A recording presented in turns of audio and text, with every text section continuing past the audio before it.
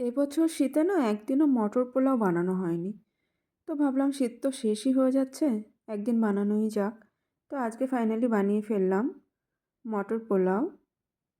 এই রেসিপিটা ভীষণ ইজি। যেমন ফ্রায়েড রাইস বানাতে গেলেও বেশ অনেকটা টাইম লাগে সবজিগুলো ভাজতে কাটতে, কিন্তু মটর পোলাও ভীষণ চটজলদি হয়ে যায়, খেতেও বেশ ভালোই লাগে। যারা ডায়েটে আছে তাদের জন্য তো এই পোলাও রেসিপিটি খুবই ভালো। আজকে আমি এই পোলাওয়ের সঙ্গে বানিয়েছিলাম চিকেন কষা। আজকে কিন্তু বানিয়েছিলাম দেশি চিকেন।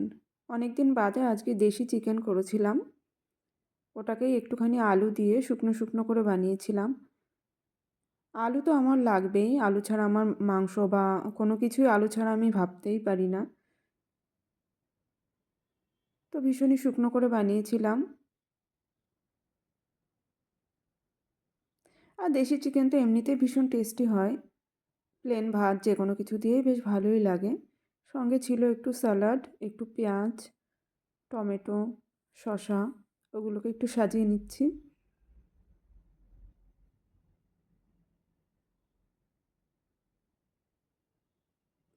আর ছিল সঙ্গে একটুখানি চাটনি। চাটনিটা কিন্তু আমি আজকে বানাইনি, আমি গতকাল বানিয়েছিলাম, সেটাই কিছুটা বেঁচে ছিল। তো আজকে দুপুরের আয়োজনে আমার ছিল এটাই, একদম প্লেন মটর পোলাও। সঙ্গে দিয়েছিলাম একটু কাজু কিশমিশ, আর ছিল দেশি চিকেন কষা, আর একটু স্যালাড। কেমন লাগলো আপনাদের অবশ্যই জানাবেন।